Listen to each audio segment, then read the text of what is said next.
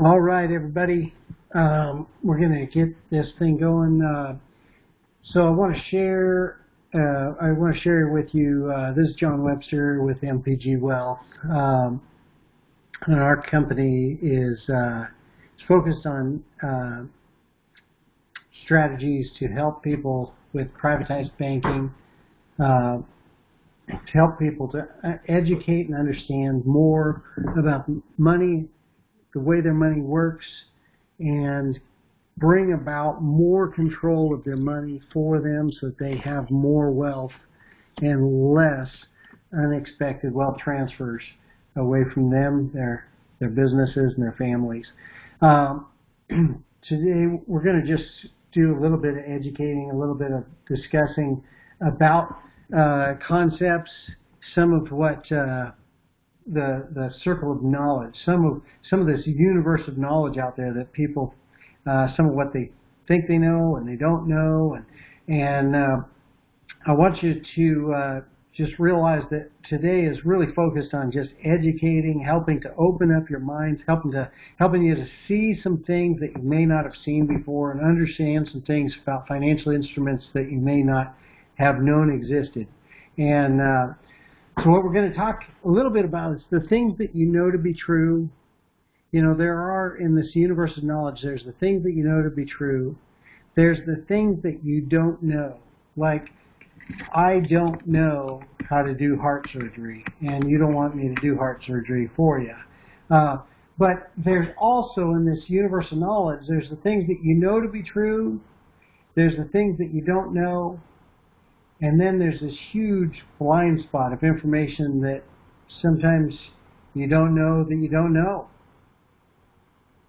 And sometimes what you also run into is some of what you may have thought to be true that isn't. But let me just help you understand. There are three ways to expand what you know. There are the places that you go, the experiences in life. There are the things that you read and study that's educating, and there are the people that you meet and transfer of knowledge. Now, I find, and I learned early on through mentorship, that I needed to identify people who make success in life a habit, grab onto their coattails, and build mentorship relationships with those individuals who make success in life a habit, and learn from them. Have it influence your life and your path. So there's the things that you know to be true, and sometimes some of what you thought you knew to be true turns out that you really didn't know that it wasn't. And then sometimes you'll find a slice of the pie from the blind spot. That's the stuff that you don't even know that you don't know. And you can bring that into your circle of knowledge. So we're going to talk a little bit about your circle of wealth, about how money moves through your life and what influences that money. How you can expand that circle of wealth so you have more of it and you have less transfers away. So there's, in your circle of wealth, there's things that influence it. There's the lifestyle money, there's accumulated money, and there's transferred money. If we could slice off pieces of this transferred money that's unknowingly and unnecessarily leaving your hands and capture that to build wealth, would that be beneficial? Some of the ways that wealth transfers take place. Opportunity cost. Big place where wealth transfers occur. Money that moves away unnecessarily. We lose the ability to compound that money permanently over a lifetime. Things that influence circle of wealth, lifestyle, how we live, opportunity costs, taxes, interest on debt. You know that 33% of every dollar earned by most families flows away from them to service interest on debt, whether it's mortgage, cars, credit cards. 33% of volume, not an interest rate, 33% of volume of their income and budget flows away to service interest on debt.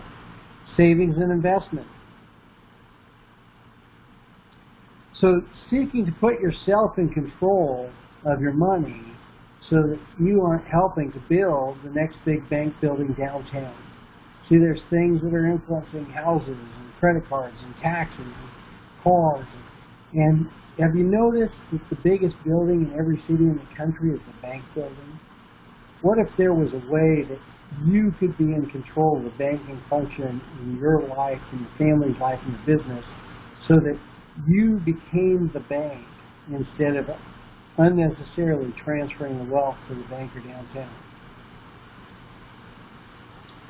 When we talk about financial products, I like to come back to a discussion about clubs and swing.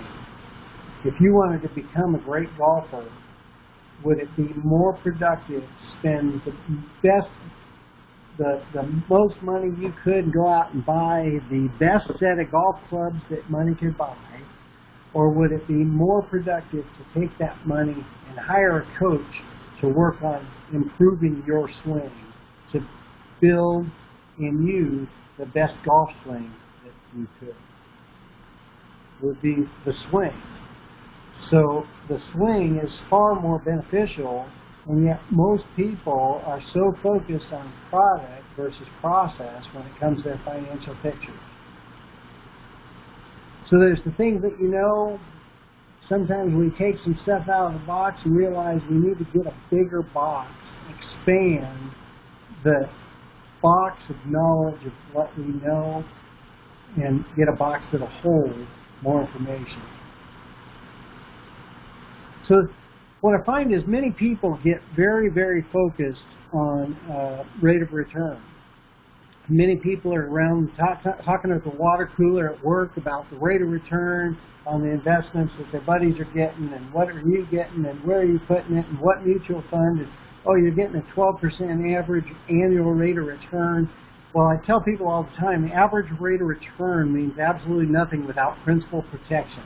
First and foremost, principal protection. You've got to get principal protection in your money, because if you start with $100,000 today and you lose 50%, what are you going to have? You're going to have $50,000. That's because of lack of principal protection. If the next year you want to get back to what you had before the loss, what rate of return do you got to get? Many people will go, well, I got to get a 50% rate of return. No. That'll give you $75,000. You started with 100, you lost 50%. You've got to get 100% return to get back to where you were. And let's say the next year you lose 50%, you're back down to $50,000. The next year you gain 100%. Now this could be over a 10-year time period with a lot of other vacillating returns and losses in between.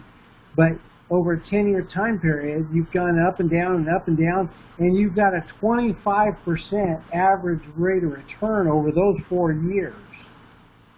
But you started with $100,000 and you ended with $100,000, so you actually went backwards because of inflation, eroding the power of money. So I find that people are always talking about rate of return, but they lost focus on something that's far more important. So this client, they've got $102,000 of income. They're putting aside $6,000 per year, and they're focused on getting a 12% rate of return. But they've got $96,000 flowing away from them in their annual expenses because they're only putting $6,000 a year towards savings. I'm going to tell you that I think they're focused on the wrong thing. Because if they just reduced by 1% their expenses, it would help them save an extra $960 a year.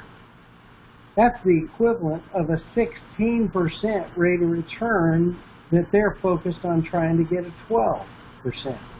That's by just controlling 1% more efficiency in their expenses.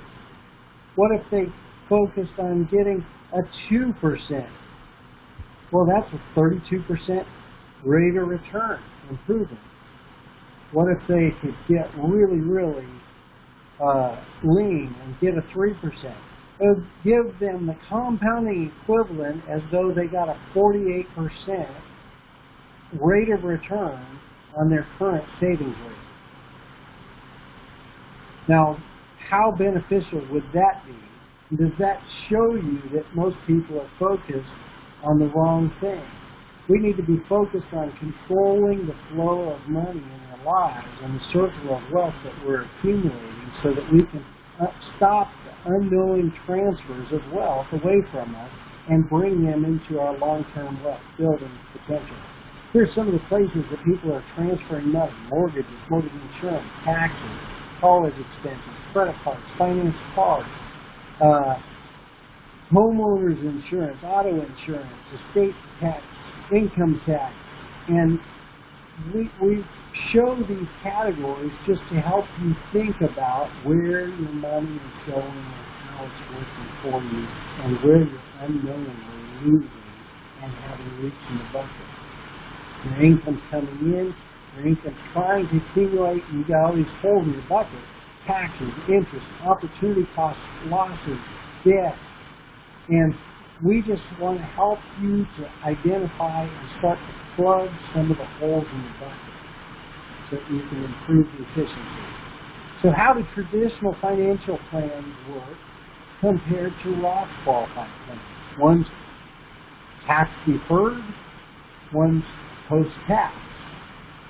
Well, let me first ask you, do you think that with a $25 trillion national debt and a $100 trillion unfunded liability with Social Security and Medicare, do you think that taxes are going up or down in the future?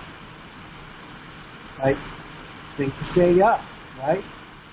Probably up. Well, and here you are putting away, your $6,000 a year, and right now you're running at about a 20% tax bracket. But if taxes are going up, the taxes at the time we go to take it out 30 years, maybe at 30%.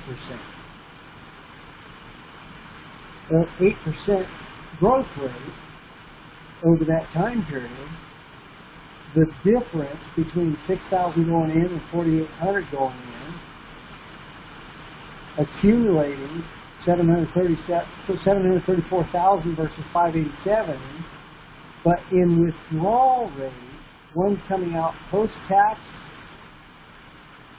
one coming out tax-free. There's a significant difference, right? Which one's better? Do you really want to go into government partnership with your investments?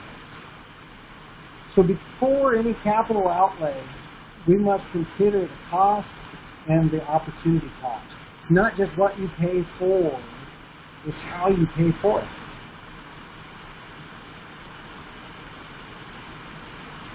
So how to buy, borrow, and pay for major capital purchases.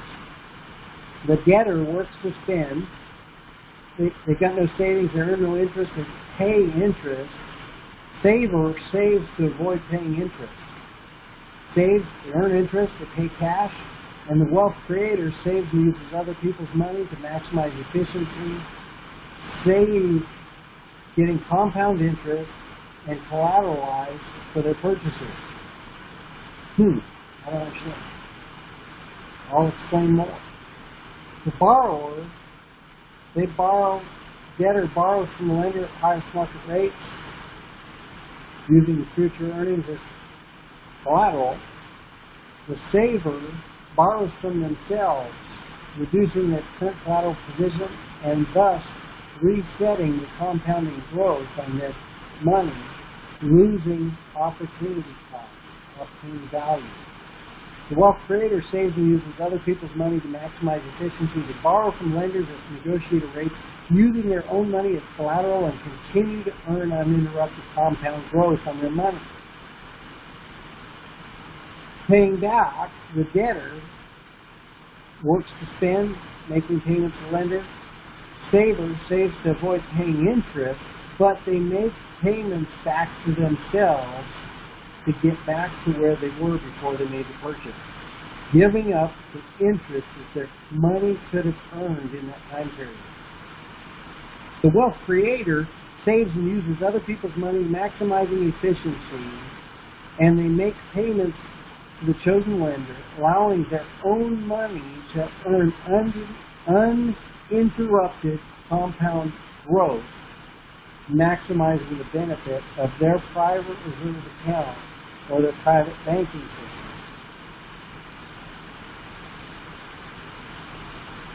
So the debtor borrows, pays it off, borrows, pays it off, and I'm showing you an example maybe like car purchase.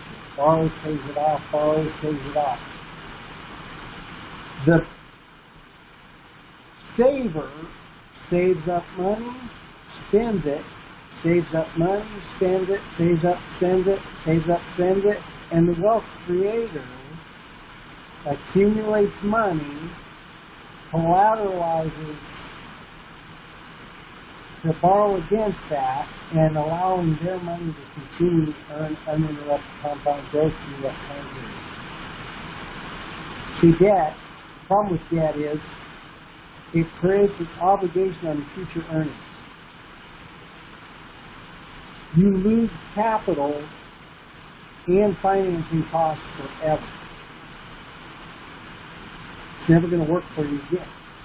The debtor becomes a slave to the creditor and loses control. So people say, well, pay cash. More efficient. Maybe more efficient, but maybe not the most efficient.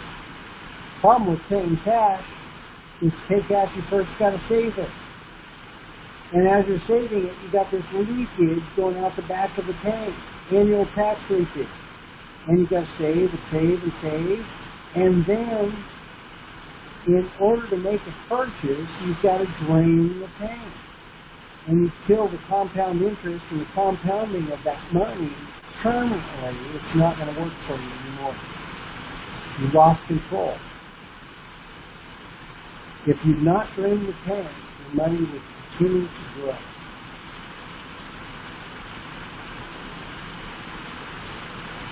So then, the true cost of paying cash, here's a saver, saves and spends, saves and spends it, saves and spends it 5 times, and then they get serious about saving and accumulating, whereas in the same time period, the wealth creator puts away the same money in that same time period, and this saver that spent has $86,679.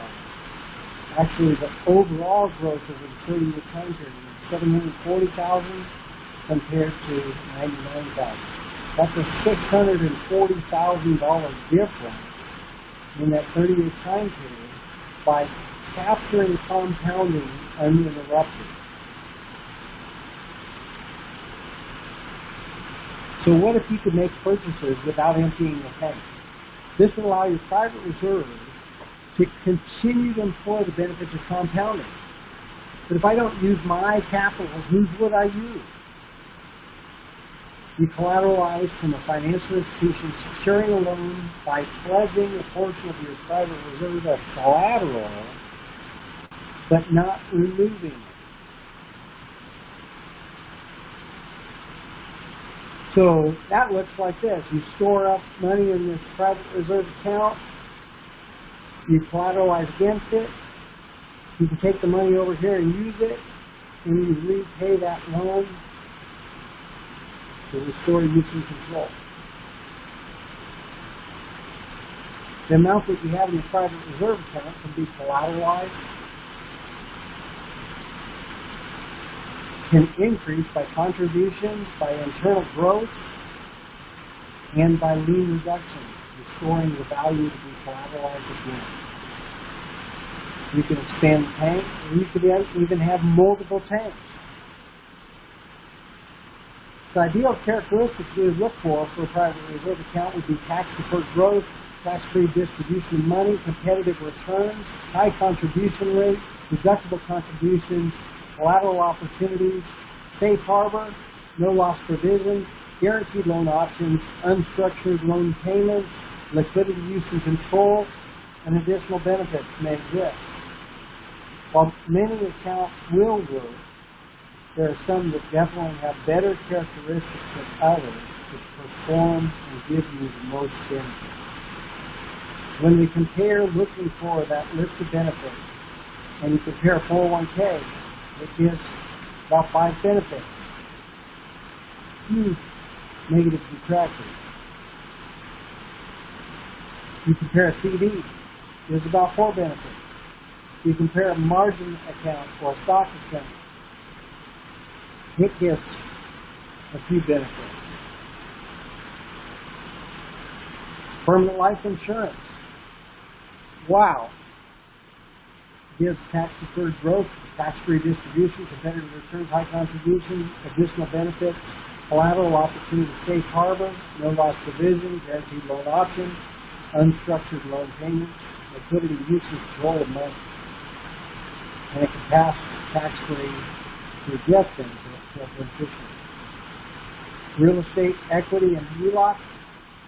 Real estate is great. I love investing in real estate. A lot of benefits, great cash flows. Savings account, money market. When we look at those various products, there's one that really outshines the rest, and it's permanent life insurance. And you say, well, I don't understand or I don't know very much about that other than I think I've heard of buying expensive life insurance. We're going to talk a little bit more about it later.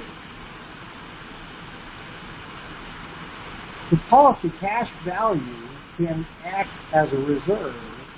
Cash value of a policy, life insurance policy, can actually be collateralized against from the insurance company. They will be willing to make a loan any point in time based on the value that's held in that policy. And it can transfer that loan to you to use with liquidity use and control and allow you to have non-structured payments paying back that loan at any rate, time period, deferment, or as fast or as slow as you want. Because that loan is fully collateralized by the cash value of the policy and fully collateralized by the death benefit. It's one of the safest places is the insurance company to invest those dollars. Well, I'm going to take you through a 10-minute lesson on life insurance. And most people don't like to talk about life insurance. They think, life insurance is about buying a death benefit. And the only one who benefits is if I die. Why would I want to talk about buying a death benefit? Well, here's the reality. Most people think that way because all they've ever seen is the death benefit of policy. And yet the reality is most people have never realized that there's a minimum price that can be paid and there's a maximum price that can be paid for a life insurance policy. I'm going to talk a lot about the living benefit component, not the death benefit. We specialize in engineering to minimize death benefit component and expand living benefit component of cash value of the life insurance contract. But what is interesting is when you look at the history of life insurance, it's been around in our country for about 200 years. And there are some very good old life insurance companies that have been around for 100 plus years, very, very stable, very solvent companies. But what's odd is when you realize that to buy a given death benefit, there's a minimum price that can be paid, and that's determined by insurance companies. There's also a maximum price that can be paid, and that's determined by the government. Now, that makes you pause and stop and think a minute. Now, why would the government determine the maximum price that can be paid for something between me and an insurance company? And what you'll see is the picture starts to become clear when you realize that maximum didn't always exist. There's a tremendous amount of product design between the minimum and maximum, but that maximum came about in 1980. Same time, the country was in very turbulent economic times. Real estate market had come unglued. The bond market had crashed. The stock market was in the tank. And at that time, interest rates were at double digits. That's what affected the real estate market. People were having to pay 15, 18, 20% interest rates in order to get a mortgage loan on their house. And people couldn't afford to buy houses. The real estate market went down. So the government comes in and they said, hey, we got a great idea. The markets are way down. We could really, increase stability, and it would be great for us as the government to just pour a bunch of money and invest it in the stock market right now, and we could make a killing long term because the markets are bound to come back. If we just put some money in, convince everyone that the markets are safe, people will start to reinvest, the markets will come up, and we'll make a bunch of money. Yeah. Except it was quickly pointed out that it's illegal for the government to invest their dollars in the stock market. So, they came out with this thing called qualified plans. IRAs, 401ks, SEPs, 403bs, places where they could convince a consumer, an employee, to invest dollars, tax-deferred, investing not only the dollars of the employee, but investing the government tax dollars into the stock market on the government's behalf. Pause and think about that. So now you as an employee are going to invest your dollars into the stock market and the government's dollars, but you're going to pay all of the trading and transaction fees and management costs to the broker that handles that account for your dollars, and you're going to pay those fees to the government dollars. You're going to take all the risk, upside and downside risk, on your dollars and the government's dollars. Then you were told, well, yeah, but it's tax deferred. Yeah, that means tax was postponed and the tax calculation was postponed to an unknown rate and date. Right? Go back to earlier.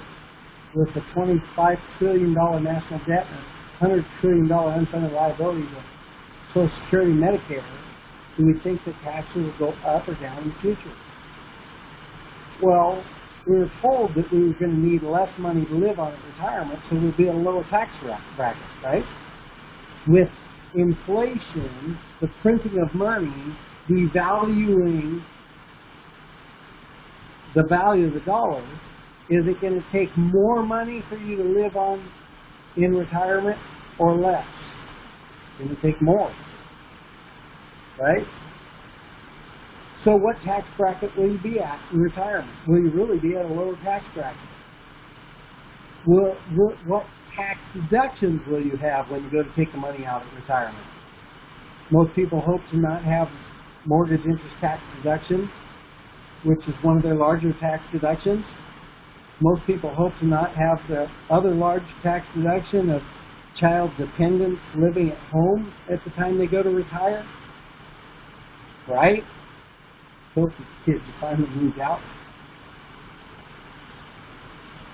So here they come out with this idea to get you into a government partnership plan and invest your dollars and the government's dollars in the stock market. What happened was, about the same time that they were pushing this and telling people this is a great deal, a life insurance company came out with a full-page ad on the front of the Wall Street Journal with a picture of Uncle Sam. He's not your uncle, by the way. And they said, call us, we'll show you how to cheat the IRS. Ding, ding, ding. Government's attention, right? Government calls up, hey, yeah, I'm interested in that ad you got on the front of the Wall Street Journal. Can you tell me about that? Oh, yeah, we're going to help you to set up a plan where you can put a bunch of money in. It's going to grow tax-free. It's going to be accessible, non-age restrictive. You can have use of it any time during your life. and you can actually take it out at any time during your life tax-free through loan provision, and you can actually spend it in retirement tax-free, have a tax-free retirement income that's very stable and guarantees and protection. And you know what's amazing is it will grow over your lifetime, and whatever you don't spend, it's going to increase the death benefit to pass this money on tax-free to your beneficiary. Well, if you say tax-free, tax-free, tax-free, tax-free, tax-free, tax-free that many times related to any one thing, does it get the government's attention? Yes. They said, wait a second, these guys they're using that to shelter money from taxes. They said, we need to take and create a maximum that can be paid for a life insurance death benefit. If someone exceeds that maximum, we need to treat that insurance policy like an investment and not like life insurance, and need to strip it of its tax benefit. And they created what's called the MEC law. MEC rule stands for Modified Endowment Contract.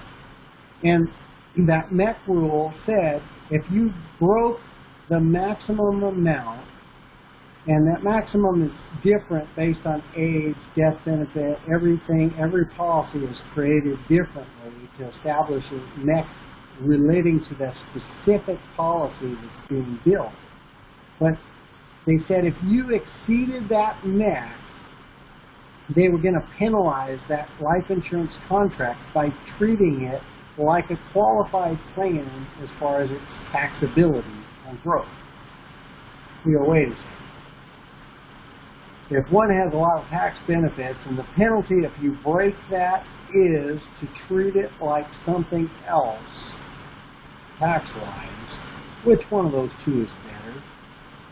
You're right. Life insurance contract with all the tax benefits, growing tax-free,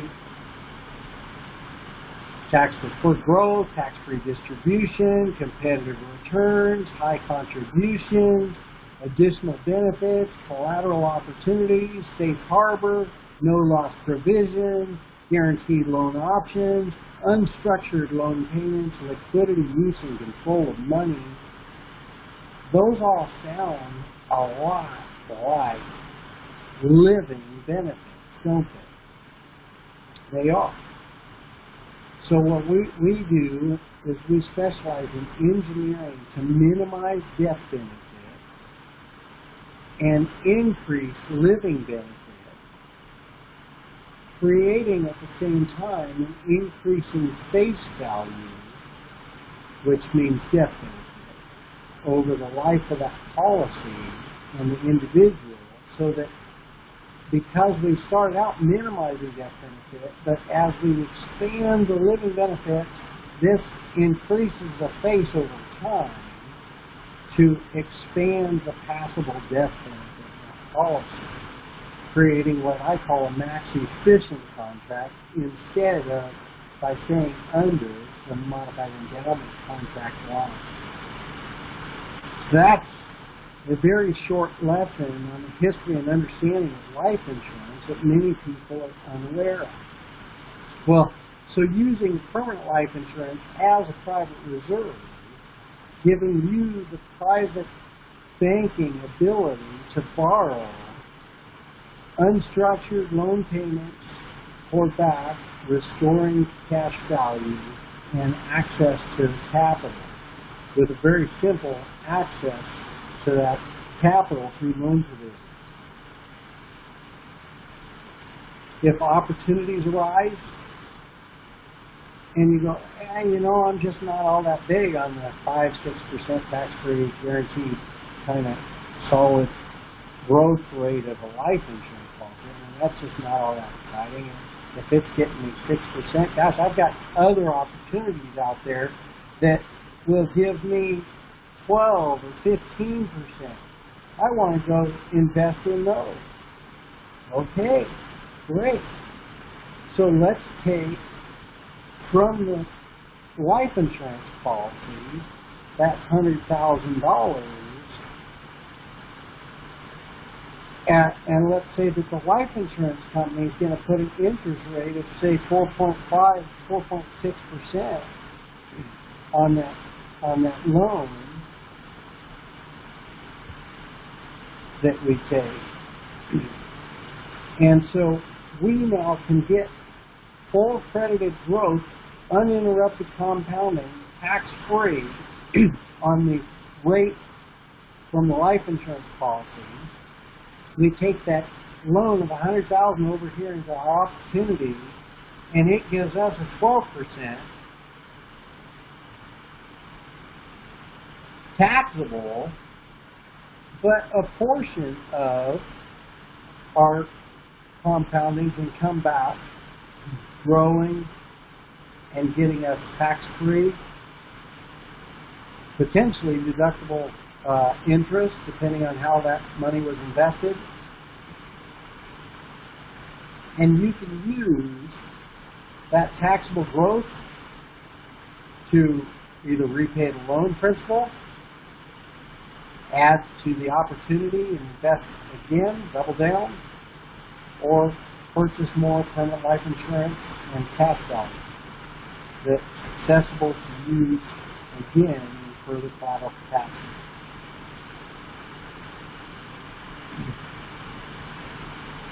So that's just a little bit of an overview. I hope that what we've done is we've opened up your brain, kind of shook it around a little bit, caused you to think and ask a little bit of questions and say, hey, can I get back with you to get more information? Yes.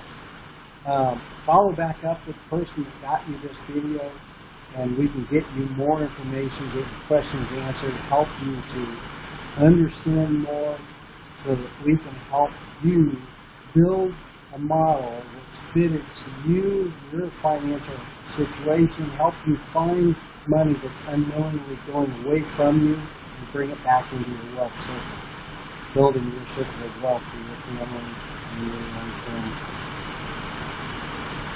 Thank you.